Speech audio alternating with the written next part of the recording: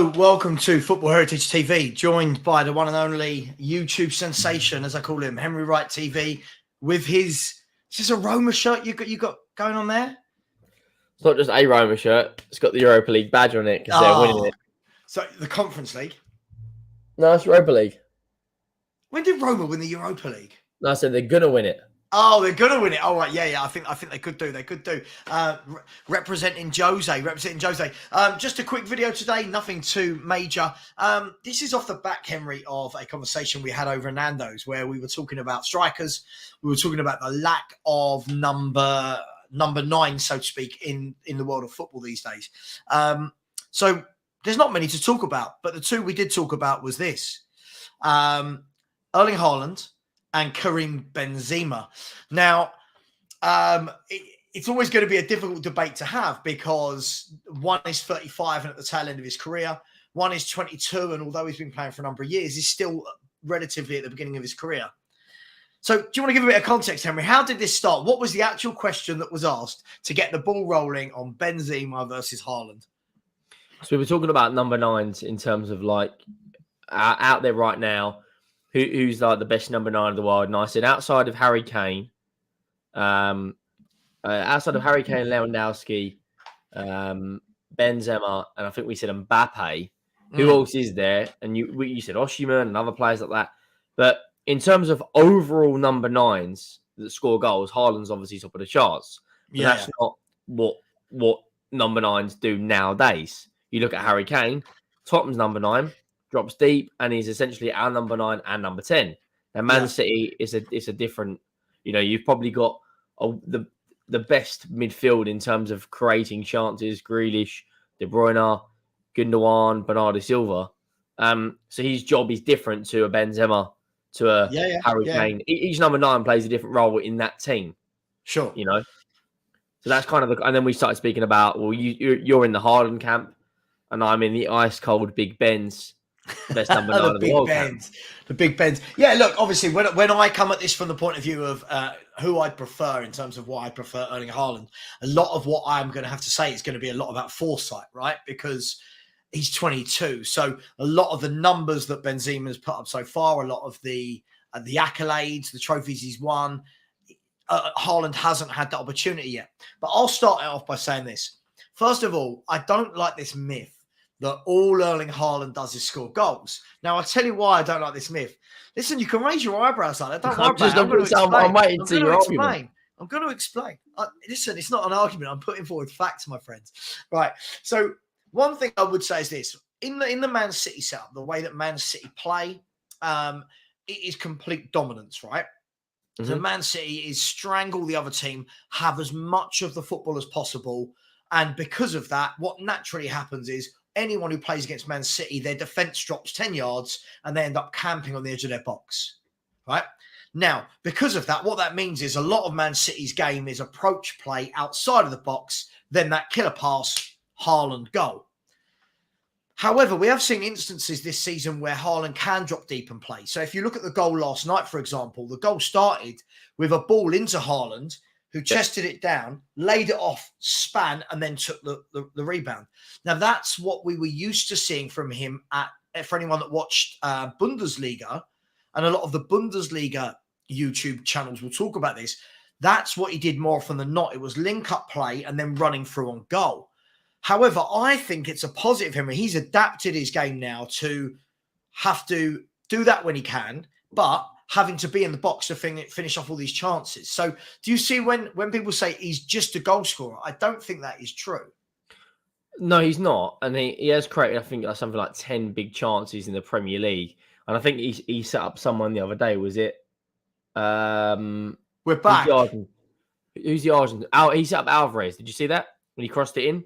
Yep. You could say he meant it, he put it into an area. If I look at Benzema, what he does, he drops deep against Chelsea. The way the ball comes in and he kind of on the turn passes it out to Valverde or Vinny Jr. or Rodrigo. Yeah. I think at the moment, obviously, he's kind of at the end of his career, but his all-round play it's night and day on Erling Haaland. Night and day. Shouldn't it be night and day? The fact that one of them is 35 and the other one is 32. Yeah, but the age is I'm not saying it's irrelevant, but Haaland, the best players in the Premier League right now are all young. Saka, Haaland, two of the best players in the league are both 22. Foden, right? You look at, there is a lot more of experienced players, De Bruyne, for instance, etc., Harry Kane, Son, but you look at all the top players in the world right now that everyone wants to get hold of. Obviously, you got the longevity on side with players like Haaland and Mbappe, but it's just I don't think you'll ever be able to coach to into Haaland's game. I think because he's just a poacher. He will always score 30, 40 goals a season, no doubt, for the rest of his career. But the argument then is, does Haaland need to do that side of his game? Sure. Listen, absolutely. And I think this is the difficulty, right? So, for example, I'll say this to you, Henry. In the days of, let's look at Harry Kane, one of the world's best number 9s. Not just saying that as Spurs fans, but he is one of the world's best number 9s. In the days before Ericsson left and Ali left, etc., and he had creativity in behind him, Harry Kane wasn't the Harry Kane we know now. Harry Kane wasn't that guy that was dropping deep as much. I'm not saying he couldn't do it, and we saw flashes of it, but now he spends most of his game in between the halfway line and about 30 yards from goal, receiving the ball and linking up. Back then, Ericsson was doing that for him. Yeah, Ali was doing that for him. So my thing is this something that's being bred into players like Benzema and Kane through necessity and age rather than it being their natural game? Well, if you look at Real Madrid, right, they don't really have an out-and-out 10, do they? Right. They've got an 8. They've got an 8 and a 6. And Valverde is kind of just... I've never seen a midfielder with that much of an engine to get up and down. Yeah. Continuously. Quality player. It's unbelievable, the engine he's got. You look at Benzema, very much like Firmino at Liverpool, he is kind of that number 10. And the wire players score a lot more of the goals. The Manes, the Salahs, the Rodrigos, the Vinny Juniors. I just think if push comes to shove, this is all hypothetical, could Erling Haaland have that side of his game? If, for instance, there was a huge injury to De Bruyne and they didn't have the likes of Gundogan and Silva and the Grealish and, who I thought was phenomenal last night, by the way, Grealish and Mahrez will become the wide, the goal scorers. Could Erling Haaland adopt that to his game? I think right now, I don't think he has the passing range or the passing ability to do that. But you acknowledge he's only 22, right? And Benzema and Kane weren't doing that at 22. No, they're not. But you look at Harold's Ivan Toney, because Ivan Toney does it. He drops deep. Ivan Toney's 27. All right, there's an argument for age. He's an old man like you. There's an argument for age there. He doesn't need to do it because he's got one of the best, probably in my opinion, big shout now. That is the best ever midfield we'll see in the Premier League in terms of creating chances. Silva, Bernardo Silva, De Bruyne, Gundogan. Sure. I don't think you'll ever see a team that's dominant in terms of having the ball. Never again. You just cannot compete. They'll just tire you out. Last night, Grealish, right? He had Upamecano and I can't remember the other guys. He had them on absolute strings. Was it De Ligt? Yeah, De Ligt. They just couldn't get near him. But back to my question is, so far in Erling Haaland's career, can we think of the big games he's turned up in? So I'll ask you this question though. So far in his career, how many of those big games has he had the opportunity to be in? So if you look at it for Norway, if we're going to look at it like that, right? Kane's had that opportunity multiple times with England. Benzema, obviously, with France before the whole thing that happened with France and with Madrid. He's been at Madrid for about 4,000 years or something, Henry. He's been at Madrid since before they invented the car, right? So what I would say is Haaland for me, this is his first real season where he's at a massive club where expectations are on him. And now we're going to have that opportunity to see. He's just done it against Bayern Munich in 2 games, right? He's got, I just want to put this up. I mean, look, just quickly, Henry, I want to show this if everyone can see this. Look, so Fabrizio Romano said, and I love that little graphic. He looks like He-Man there. Said, look, Erling Haaland has scored 35 goals in 27 Champions League games in his career. and 48 goals in 41 games as Man City player. Now, what I would say is this year he's already got, is it 14 or 12, 13, 12, 14 Champions League goals? 12 in the Champions League, isn't he? Right. He scored against a bucket load against RB Leipzig, a bucket load in the groups. He's got 2 goals in 2 games, I believe, if I'm not wrong, against Bayern Munich. And he's now got 2 legs against. Let's see what he does against Madrid. Oh, mate, he'll score for fun. He'll score for fun. Chelsea should have scored. Look through the Champions League this season. The reason I've got this on is because the manager of this team said it in a press conference in England. This is football heritage TV. you look this season, Napoli, everyone thought Cravadonna and Osimhen would slice through AC Milan. Yeah, and a 36-year-old Olivier Giroud carried them through. And by the way, Mike Maignan, class. Best goalkeeper in the world right now. Class. He is class goalkeeper. Conceded 1 goal in the last 6 Champions League games. 1 goal. And that's home and away against Spurs, home and away against Napoli, including saving a penalty. Right? They played, I don't know who they played in the group stage. Who, AC Milan? Weren't Milan in the... Hang on, let's find out. They played Chelsea. In the group stage with Chelsea, yeah. Hang on, here we go. So let's have a look. So if we go... here's AC Milan. AC Milan. So they're 4th in the league at the moment. They played... Let's see if... I bet I can't get it now. So they played Salzburg in the group stage. It was Salzburg, Dynamo Zagreb, and Chelsea, right? Yep, and they've conceded 1 goal in their last five games. Yeah, and then they get 2 clean sheets against Spurs, and then 2 clean sheets against Napoli, who have been raved about as this dark. And you've got to remember, they went to Napoli and put 4 goals past them as well when he was in the net as well. So okay, but bringing this back, are you telling me, right, that Erling Haaland plays against Real Madrid and doesn't score a goal over 2 legs? No, he'll score, but there's 2 men who are going to be the star of the show this game. And they're not City players. No, come on. Honestly, Sava, I'm being deadly serious right now. Go on. Guardiola does not like these sort of waters. Every time he comes up against a club, right, because Ancelotti will play the counter-attack. Man City will have all the ball. We all know that. But every time he comes up against this sort of game, he struggles. Big time. When we say every time he comes up in these games, we are talking about a bloke that's won the Champions League, twice, 3 times, is it? Yeah, and he hasn't won it in a decade. Yeah, okay. But we are talking about a bloke that in his last 14 league seasons as a manager has won 11 titles. So when we're saying he's never done it in these big games. In this competition I'm talking about. Like in the Premier League, he'll win the Premier League. I hope to God he does. But let's look at the last 5 years of Guardiola's Champions League campaign. Yeah. He's made mistakes. Mistakes. Tottenham, Leipzig, Chelsea, and Madrid. Yeah. The 5 teams lost to. And how many of those teams? Let's be honest. City have a stronger squad than all 5 of those teams. By far stronger than Spurs. They do. But let me ask you this. So something Rio Ferdinand said last night hit home. I say it hit home. It's what I've been saying all along. Yeah, like an oracle, like a font of knowledge, Henry, that you should listen to more. I truly believe that. I truly believe this. Right. He said, that this is the most complete Man City team he's seen under Pep Guardiola.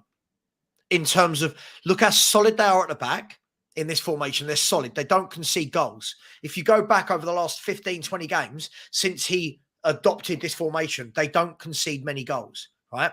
Second of all, they score goals for fun. Yeah, like last night was a professional performance. Last night, I think Guardiola said it. They're going to come at us 100 miles per hour. We know that, right? And Bayern Munich didn't they? They started the game 1,000,000 miles per hour and City weathered the storm, right? City before haven't weathered storms. And I just watched the way Chelsea, for me, Chelsea-Madrid, I think the 4-0 flattered it. I don't think it was a 4-0 2-leg tie. I thought Chelsea had a number of opportunities where they could have scored. And Haaland will put those chances away. They have got a bloody good keeper as well, Real Madrid, by the way. Yeah, sure. Last year, Champions League final, Courtois. I just think these sort of waters, Ancelotti, I'll give you another thing why I think this is meant to be for Real Madrid to win it. The Yeah, Champions League final is Ancelotti's birthday. He lifts the trophy on his birthday and goes out and retires. I'm telling you, Matt, I honestly, and if it was the other way around, if the game was going to be, it's going to be at City's ground first. The first leg's at Madrid, isn't it? See, that's a game changer. If the first leg was at the Etihad, and even if they won 3 or 4-0, I'd still fancy Madrid to do it. Right, I agree, but I'm pretty sure. So listen, there's a few people in the chat. Welcome to you all. They'll tell us. I'm pretty sure the first leg is at the Bernabeu and the second leg is at Man City. For me, I think what you're going to see is you're going to see a first leg where it might be a draw. Yeah, it might be a draw or a narrow City win. I think when they get them back to the Etihad, I think it will literally be about 70-75% possession and Madrid will be camped in their own half. I truly believe that. I think they will. I mean, the Bourbon kid, that's a great name, by the way. Great picture. Look at this. Look at this thumbnail and name. That's amazing. Said, I genuinely think City will breeze past Real Madrid. Hang on. Breeze past Madrid. Yeah, I agree. They just breezed past Bayern Munich like they were nothing. Yeah, but everyone thought Napoli were going to breeze past AC Milan. Everyone thought Benfica. No one will give Inter a chance. You told me Spurs were in a title race. I know. I just think Man City, by the way, have got to play in the next calendar month, the next 28 days. 1, 2, 3, 4, 5, 6, 7, 8, 9 games. Yeah. And then games are Arsenal, title race, Madrid home and away, Brighton, and an FA Cup. I mean, I deep down want City to do the treble just to kind of piss the United fans off, but this is Madrid. Yeah, but I don't think this is Madrid of old. I mean, I watch a lot of La Liga, you know I do. And when I watch this Madrid team, even when I'm watching them in the Champions League, apart from like a 30-minute blitz against Liverpool, I'm not that impressed. I didn't think they were that good against Chelsea. They're still getting the results, though, aren't they? That 30-minute blitz against Liverpool. They are, but those sort of chances that get missed by Chelsea over the two legs don't get missed by Man City. Listen, someone will be sitting there with egg on their face in the mud, whatever you want to call it these days as football opinions. But I'll tell you what, it is a mouth-watering semi-final. And can we agree on this, Henry? The winners of this game win the Champions League? I wouldn't say that. I cannot see Milan or Inter Milan coping with either of them. I cannot. The same two words. It's the same two words. Football heritage. Honestly, when Jose had Inter Milan against Pep's Barca in the semi-final, no one gave him a chance. These two clubs, them two clubs on the other side are familiar with these sort of waters, right? That, by the way, is set up to be one of the best semi-finals of all time. You know the Rui Costa when he's got his arm on, is it Materazzi, whatever his name is? Yeah, Materazzi. Yeah. That is going to be... Romano put that out today, didn't he? He put that two stadiums of fans absolutely scattered everywhere because there's going to be no home and away. There's going to be absolute tear-ups throughout the stands. They're all going to be drinking in the same pubs. It is going to be absolute carnage. Yeah. It will be amazing. And then look, what you've got two legs, both being played at the same stadium. Right.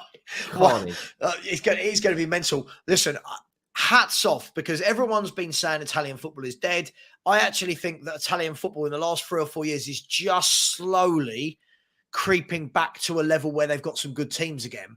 But realistically, and I know football's not played on paper. If it was, we wouldn't ever have these shock results. I just can't see Inter or AC having enough to go toe-to-toe, especially with City, but even with Madrid, I can't see them have enough. Look at that comment there from Bats of Krypton. This one? Madrid don't have to be good to win the Champions League. It's literally their competition. Sure. They're already out of a title race, so all they've got is the Copa del Rey. But things have to change, right? Things have to change at some point. They're not just going to keep winning. Yeah. Okay. All right. Listen, we've had our bet on this. It's fine. Off air, we've had our bet on Man City, Real Madrid. I just truly believe whoever wins this game, Man City, Real Madrid, I truly believe they win the Champions League. I do not. Listen, The difference for me is this. Everybody and their dog, yeah, and their cat and their nan and whatever last year, everybody said the same thing, Henry. Man City won't win the Champions League until they get a goal scorer, right? They've gone out this year and they've not just got a goal scorer, have they? They've got the goal scorer. They've got, I don't use the word GOAT, but if ever it's going to apply, this guy is ridiculous, right? And for me, this is one of them games where they can go bang, bang in seconds and the tie's won. But I don't know. If you think, are you going with Madrid? Madrid just dig deep. Last year, Rodrigo, what was it, 88th, 91st minute, gets them back in, and then ice cold Big Ben's Panenka's a penalty down the middle. Right. Sorry, who calls him ice cold Big Ben's? Is this what you're? I do. You do. Nice. He's just a man. When it comes to big games, he in the Champions League, him and Ronaldo are the big players. They step up every time. Obviously, and Messi, but he's got 90 goals in the Champions League now as well, which is absolutely ridiculous. And this season, he's on like he hasn't scored a huge amount of goals in the league, but it's everywhere else he's scoring. Copa del Rey scores a hat trick at Camp Nou. Like the last person to have done that was someone in like 2003, and before that it was Puskas. Can I just say, listen, the fact that I would take Haaland doesn't mean I don't have the utmost respect for Karim Benzema. I think. Would you take Haaland over Mbappe? Would I take Haaland over Mbappe? This now depends. Who's my manager? What tactics we playing as a team? Well, let's just say you've got a complete team already, and you need one more man left on it to score the goals. No, then I want Haaland. If I've got a complete team and the only job is putting the ball in the back of the net, I want Erling Haaland. Erling Haaland this year has got 48 goals in all competitions. What's Mbappe got playing out there in the goals five-a-side league? Have a look. He's got less goals, I believe, or the same amount of goals as Jonathan David and Balogun, who's on loan from Arsenal. If I'm wrong, I'm wrong. Kylian Mbappe has got 20 goals in the league. Right, here we go. France. Here you go. The France Ligue 1. Top goal scorers. Mbappe. Here we go. Here's the company he's keeping, all right? Mbappe has 20 league goals. I think Haaland had that after his first 2 games. Jonathan David has 20. Lacazette. Remember him, Henry? Yep. Oh, Lacazette has 19. Like a hairline, more like. Balogun has 18, right? So I'm not knocking Mbappe. I think Mbappe is class. But for me, if I'm going with the number 9, the guy through the middle to score goals, it's Haaland. If I'm going for someone down the left-hand side that's going to terrorise teams... Yeah, but Mbappe can play left, right, or through the middle. Yeah. Look, we'll wrap this up in the next 60 seconds. So listen, at the end of the day, I just thought it was just an interesting conversation. What I do know is what's worrying, Henry, is the lack of players coming in behind the old guard. So if I go the old guard of Zlatan, Benzema, Lewandowski, Kane, the lack behind them, then you've got what? Haaland, Osimhen. Yeah. You've got that Ramos that everyone's talking about over at who's the guy for Atalanta who scored a lot of goals? Oh, Haaland. Yeah. Haaland, 20 years of age. He's definitely one I'd look at. But do you see what I mean? The number 9s around the world. Anyway, listen, I hope people have enjoyed it. I hope everyone's enjoyed the chat. Listen, this is just a friendly football chat, by the way. There's no animosity here. Listen, we will be jumping straight away onto to make a couple of videos in regards to the Daniel Levy conversation with what was it, Cambridge University. He had some interesting things to say. So Henry and I will be making a couple of videos of that as soon as we finish this. Thank you to everyone. Please subscribe to Henry Wright TV. He's tracking down the 11K mark. And I'm tracking down the 5K mark. Hit us up. Thanks, everyone. Thanks for all your comments. Much love and take care. Benzema is better. And here comes Hurst. He's got some people are on the pitch. They think it's all over. It is now.